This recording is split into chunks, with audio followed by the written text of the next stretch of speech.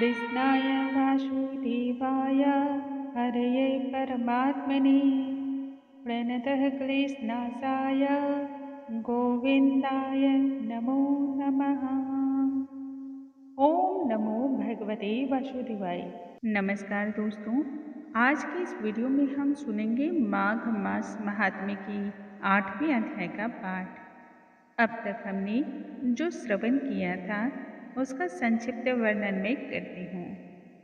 पूर्व वीडियो में हमने श्रवण किया किस प्रकार से हेमकुंडल नामक एक वैश्य जो कि संचित सभी धनों को अपने दोनों पुत्र कुंडल तथा विकुंडल को सुपुर्द करके गृहस्थी के संपूर्ण कार्यभार को सौंप करके स्वयं भगवान श्री हरि की आराधना करने हेतु वन की ओर प्रस्थान कर गया, जहाँ तपस्या करते करते उसे मृत्यु की प्राप्ति हुई और वह वैकुंठ धाम को गया। उसके पश्चात दोनों ही पुत्र सभी प्रकार के पाप कर्म को करते हुए अपनी जीविका को चलाने लगे। एक समय ऐसा आया जब दोनों की मृत्यु हो गई। जब यमराज के दूत उन दोनों को यमपुरी लेकर गए, तब कुंडल को घोर नरक की प्राप्ति हुई तथा विकुंडल को स्वर्ग लोक की प्राप्ति हुई। विकुंडल यह देख करके आश्चर्यचकित था। उसने यम के दूत से तब पूछा कि हे प्रभु, आप तो अंतर्यामी हैं, ऐसा किस प्रकार से हुआ? मुझे ऐसा कौन से पुण्य कर्म का फल प्राप्त हुआ जिसकी वजह से मैं स्वर्ग लोक का अधिकारी बना? कृपया कर मुझे यह बतलाने की कृपा करें, क्योंकि मैं तो अज्ञानी हूँ और जहाँ तक मुझे ध्यान है मैंने ऐसा कोई भी शुभ कार्य नहीं किया। यम के दूत उसे तब बतलाते हैं कि माघ के माह में तुमने अपने मित्र के साथ 2 बार स्नान किया था। इसी स्नान के प्रभाव से तुम्हें पहले स्नान से सभी पापों से मुक्ति प्राप्त हुई तथा दूसरे बार स्नान करने से तुम्हें स्वर्ग लोक की प्राप्ति हुई। तब विकुंडल ने यम के दूत से कहा, हे यमदूत, बस इतना सा मुझे बताने की आप कृपा करें कि मनुष्य ऐसा कौन सा कर्म करे जिसको करने के पश्चात उसे यम लोक प्राप्त न हो। अब आगे की कथा का हम श्रवण करेंगे। आइए भगवान श्री हरि का हम ध्यान करते हैं और फिर कथा को आरंभ करते हैं।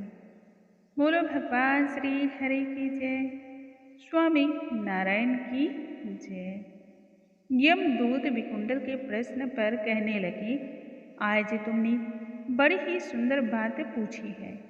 यद्यपि मैं पराधीन हूँ, फिर भी तुम्हारे प्रेम के वशीभूत होकर के अपनी बुद्धि के अनुसार तुम्हें बतलाता हूँ। जो प्राणी काया, वाचा और मनसा से कभी किसी भी प्राणी को दुख या पीड़ा नहीं देते, वे यमलोक में नहीं जाते। हिंसा करने वाला मनुष्य भी यदि वह वेद, यज्ञ, तप और दान करता हो, तब भी उसे उत्तम गति की प्राप्ति नहीं होती। अहिंसा ही सबसे बड़ा धर्म है।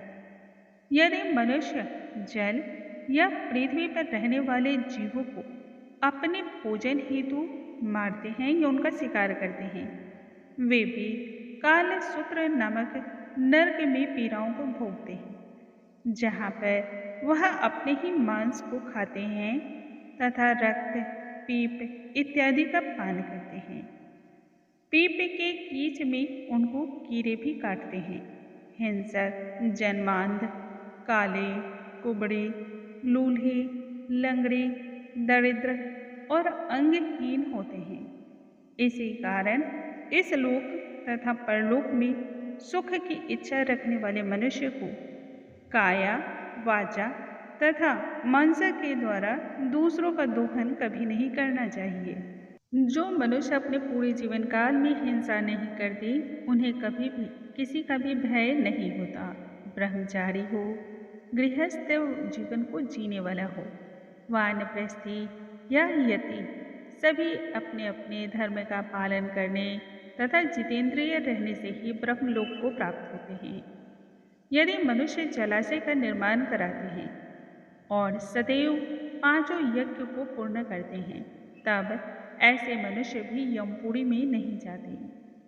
जो इंद्रियों के वशीभूत नहीं हैं, वेदवादी और नित्य ही अग्नि अर्थात हवन इत्यादि का पूजन पाठ करते हैं, वे स्वर्ग लोक के अधिकारी हो जाते हैं।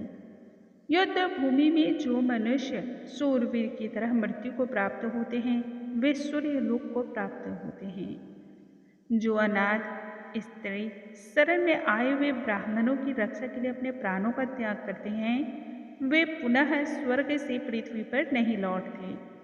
जो मनुष्य लूल्हे, लंगड़े, वृद्ध, अनाथ तथा गरीब दरिद्रों का पालन करते हैं, वे भी स्वर्ग लोक में जाते हैं।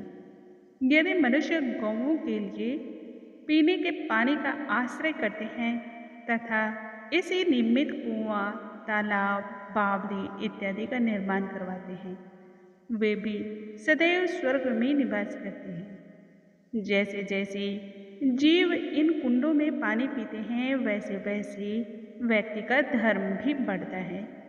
जल से ही मनुष्य के प्राण है, इसलिए जो प्याऊ आदि लगाते हैं वह अक्षय स्वर्ग को प्राप्त होते हैं। बड़े बड़े यज्ञ करने से भी मनुष्य को वह फल प्राप्त नहीं हो सकता जो छायादार वृक्ष को लगाने से होता है। इसलिए मार्ग में ऐसे वृक्षों को लगाना चाहिए जिससे छाया प्राप्त हो। जो मनुष्य वृक्ष का रोपण करता है वह सदैव दानी और यज्ञ करने वाला होता है। अच्छे फलदार और अच्छी छाया वाले वृक्षों को जो व्यक्ति मार्ग से काट देता है वह नरकगामी होता है। तुलसी का पौधा लगाने मात्र से ही व्यक्ति सभी पापों से मुक्त हो जाता है। जिस घर में भी तुलसी का वन है वह घर तीर्थ के समान मानना चाहिए। उस घर की ओर यमदूत भूलवश भी नहीं जाते। तुलसी की सुगंध से जहाँ पितरों का चित्त आनंदित होता है तथा वे विमान में बैठ करके विष्णु लोक को जाते हैं, वहीं मनुष्य को भी सभी सुख प्राप्त होते हैं। नर्मदा नदी के दर्शन, गंगा में स्नान और तुलसी दल का स्पर्श करने मात्र से ही सभी बराबर पुण्य की प्राप्ति होती है। हर एक द्वादशी को ब्रह्मा जी भी तुलसी जी की पूजा अर्चना करते हैं।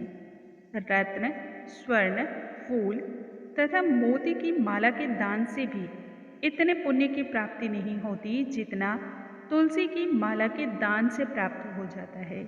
मनुष्य यदि आम के हजारों वृक्ष लगा दे और पीपल के 100 वृक्ष को लगा दे, फिर भी उससे उतनी पुण्य की प्राप्ति नहीं होती जितना तुलसी के एक पौधे को लगा देने मात्र से ही प्राप्त हो जाता है। पुष्कर आदि तीर्थ, गंगा आदि नदियाँ, वासुदेव आदि देव सभी देवता तुलसी में ही वास करते हैं। जो एक बार, 2 या 3 बार रेवा नदी से उत्पन्न शिव मूर्ति की पूजा कर लेता है अथवा स्फटिक रत्न के पत्थर से आप निकले हुए तीर्थ में पर्वत या वन में रखी हुई शिव मूर्ति की पूजा करता है, सदा सदा के लिए ओम नमः शिवाय मंत्र का जाप करता है, वह कभी भी और भूलवश भी यमलोक की कथाओं को नहीं सुनता। तीनों लोकों में यह प्रसिद्धि तथा कीर्ति देने वाला होता है। जो मनुष्य शिवालय को स्थापित करते हैं वह शिवलोक को जाते हैं। ब्रह्मा, विष्णु तथा शिव का मंदिर बना करके मनुष्य को वैकुंठ धाम में स्थान की प्राप्ति होती है। यदि मनुष्य भगवान की पूजा आराधना के लिए फूलों के बाग, बगीचे इत्यादि का निर्माण कराते हैं, तब वे मनुष्य धन्य धन्य हैं। जो माता पिता, देवता तथा अतिथियों का सदैव ही पूजन करते हैं, वे ब्रह्मलोक को प्राप्त होते हैं। बोलो भगवान श्री हरि की जय, स्वामी नारायण की जय। दोस्तों, आज के इस वीडियो में हमने सुना माघ मास महात्म्य के 8वें अध्याय का पाठ। कल के वीडियो में हम आगे की कथाओं के साथ फिर से मिलेंगे। तब तक आप सभी स्वस्थ रहें, सुरक्षित रहें और हंसते मुस्कुराते रहें। नमस्कार दोस्तों।